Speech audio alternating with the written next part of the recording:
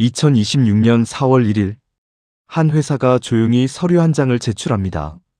그냥 서류가 아닙니다. 인류 역사상 가장 큰 기업 공개, IPO 신청서였습니다. 목표 기업 가치 1.75조 달러, 우리 돈으로 약 2,550조 원.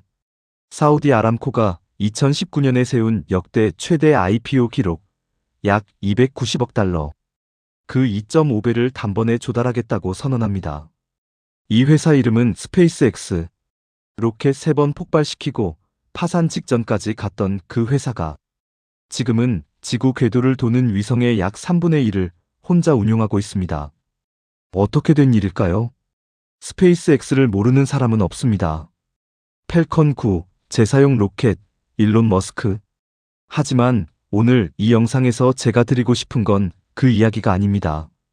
스페이스X가 지금 실제로 얼마를 버는지, 왜 AI 기업과 합쳐서 우주에 데이터 센터를 올리려 하는지, 그리고 1.75조 달러라는 숫자가 어떻게 정당화되는지.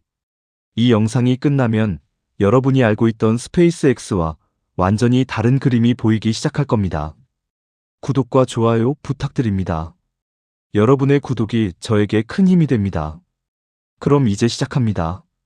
2002년 일론 머스크는 페이팔 매각으로 약 1억 8천만 달러를 손에 쥡니다. 그리고 그 돈 중 1억 달러를 로켓 회사에 집어넣습니다. 당시 항공우주업계의 반응은 한마디였습니다. IT 업계가 로켓을? 충분히 이해할 수 있는 반응이었습니다. 나사가 우주왕복선 한 번 발사하는데 약 1조 원 이상이 들었습니다. 그리고 그 로켓은 한 번 쓰고 버렸습니다. 마치 뉴욕에서 LA까지 비행기를 타고 착륙 후에 비행기를 폭파시키는 것처럼요. 머스크가 처음부터 물은 질문은 단 하나였습니다. 왜 로켓은 비행기처럼 쓰고 또 못 쓰나? 그리고 그 질문이 모든 것을 바꿉니다. 2006년 3월 펠컨 1호, 태평양 한가운데의 마샬 군도 콰절린 환초 오멜렉 섬에서 첫 번째 발사가 시작됩니다. 카운트다운. 발사. 26초. 로켓이 불덩이가 되어 발사대 근처 암초 위로 추락합니다. 원인은 연료관을 고정하는 너트 하나였습니다. 바닷바람의 염분에 서서히 부식된 너트가 연료 누출로 이어졌고 그게 화재를 만들었습니다. 26초. 6년의 개발을 26초가 삼켰습니다. 2007년 3월 2차 발사. 이번엔 더 높이 올라갑니다.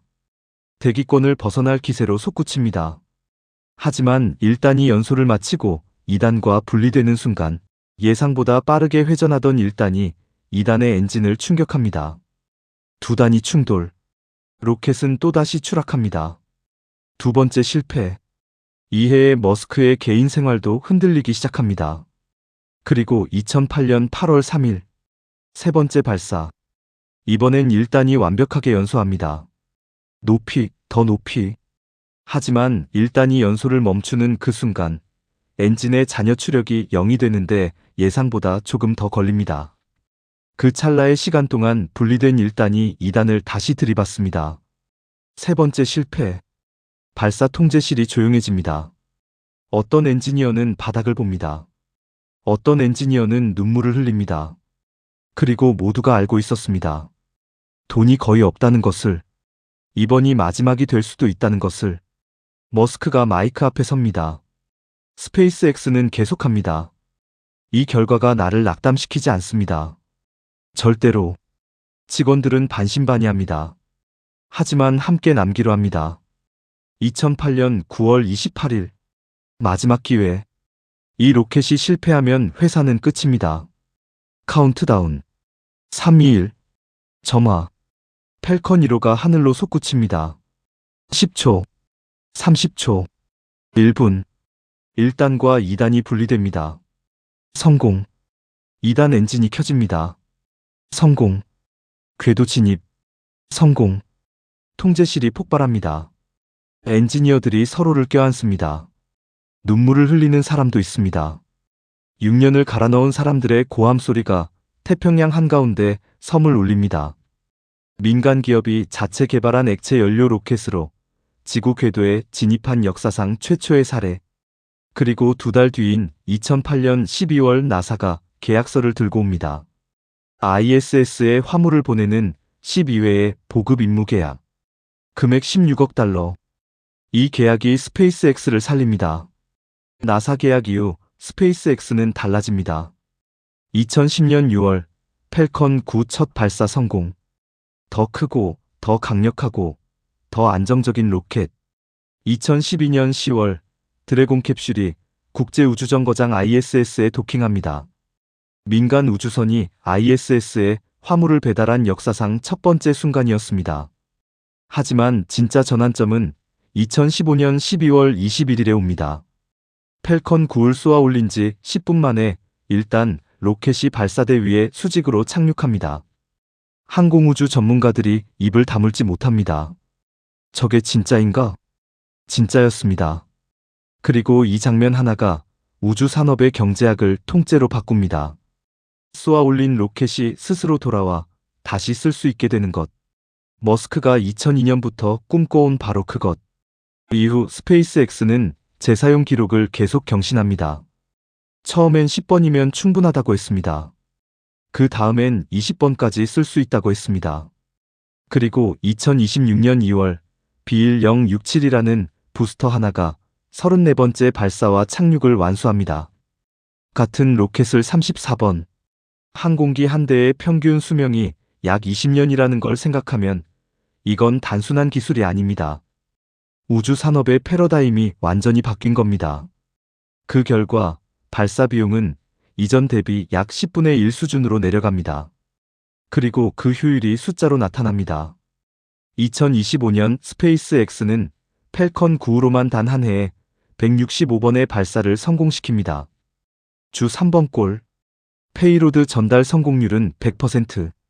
그리고 미국 전체 궤도 발사의 85%를 스페이스X 혼자 담당합니다. 여기서 잠깐.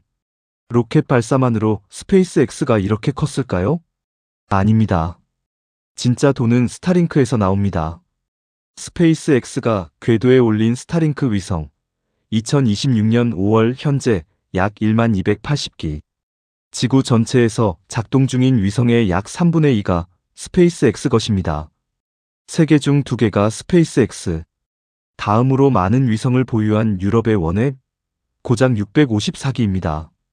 이 위성들이 만들어내는 수익을 보면 진짜 입이 벌어집니다. 스타링크의 2025년 매출 114억 달러. 우리 돈으로 약 15조 원. 영업이익률 54%. 전통 위성통신 기업 평균 20%의 2배를 훌쩍 넘습니다. 전년 대비 성장률 83%. 그리고 2026년 2월 가입자 수가 1000만 명을 돌파합니다. 지금 이 속도를 보면 더 놀랍습니다. 약 2달마다 100만 명씩 늘어나고 있습니다. 항공기, 선박, 오지 마을, 재난 현장.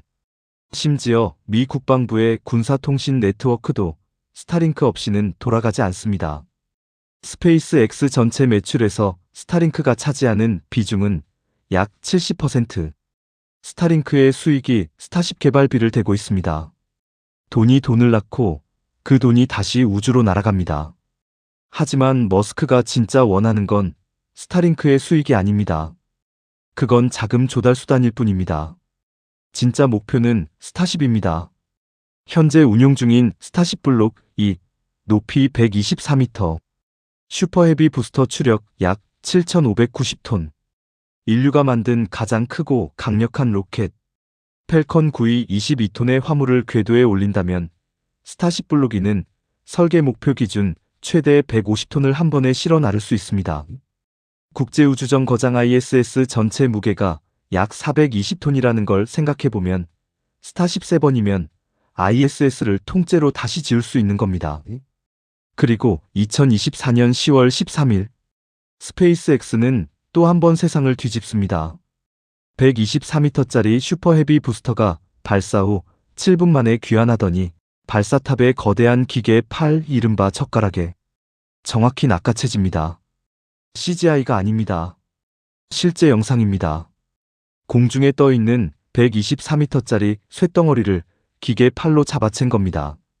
이게 가능해지면 발사 사이클이 비행기처럼 짧아집니다. 착륙 점검 재발사. 목표는 하루 안에. 그런데 2026년 스페이스X에 완전히 새로운 장이 열립니다. 2026년 2월 스페이스X는 일론 머스크의 AI 기업 xAI를 인수합니다. 항공우주, 통신, 인공지능을 하나로 묶은 수직 통합 기업으로의 변신. 그리고 4월 스페이스X는 SEC에 기밀 IPO 신청서를 제출합니다. 목표 기업 가치 1.75조 달러. 우리 돈 약 2,550조 원. 조달 목표 750억 달러. 사우디 아람코의 역대 최대 IPO 기록의 2.5배를 넘는 숫자. 6월 나스닥 상장을 목표로 지금 이 순간에도 준비 중입니다. 2008년 나사 계약으로 겨우 살아남은 그 회사가 17년 만에 전 세계 우주 발사의 절반 이상을 독점하고 연간 15조 원을 벌어들이고 있습니다. 그리고 가장 충격적인 숫자는 이겁니다. 스페이스X가 스타쉽 하나에 지금까지 투자한 개발비 약 20조 원 이상. 이 로켓은 아직 완성되지 않았습니다. 그리고 그들은 멈출 생각이 없습니다. 스페이스X가 다음에 가려는 곳은 어디일까요? 첫 번째는 달입니다. 나사의 아르테미스 프로그램. 1972년 이후 인류가 처음으로 다시 달에 발을 딛는 계획. 그 달 착륙선으로 선택된 게 바로 스타쉽입니다. 수십 년 만에 달 복귀를 민간 기업의 로켓이 만들어냅니다. 두 번째는 화성입니다. 머스크의 최종 목표는 변하지 않았습니다. 인간을 화성에 보내는 것, 거기에 도시를 세우는 것, 인류를 단일 행성 종족에서 다행성 종족으로 만드는 것. 세 번째는 아무도 예상 못한 방향입니다. xAI 인수의 진짜 이유. 지구의 데이터 센터는 전력과 냉각 문제에 막혀 있습니다. 우주는 다릅니다. 태양광이 24시간 내리쬐고 영하 270도의 냉각이 공짜입니다. 스페이스X는 수백만 개의 AI 위성을 우주에 올려 인류의 인공지능 연산 인프라 자체를 궤도로 옮기려 합니다. 단순한 로켓 회사가 아닙니다. 인류의 AI 인프라를 우주에 올리려는 새로운 종류의 제국입니다. 스페이스X의 이야기에서 우리가 가져갈 인사이트 세 가지입니다. 첫째, 실패는 데이터입니다. 펠컨 1의 3번의 폭발은 스페이스X를 망가뜨린 게 아니라 펠컨 9을 만드는 데이터가 되었습니다. 34번을 재사용하는 부스터는 34번의 실패와 수정 위에 서 있습니다.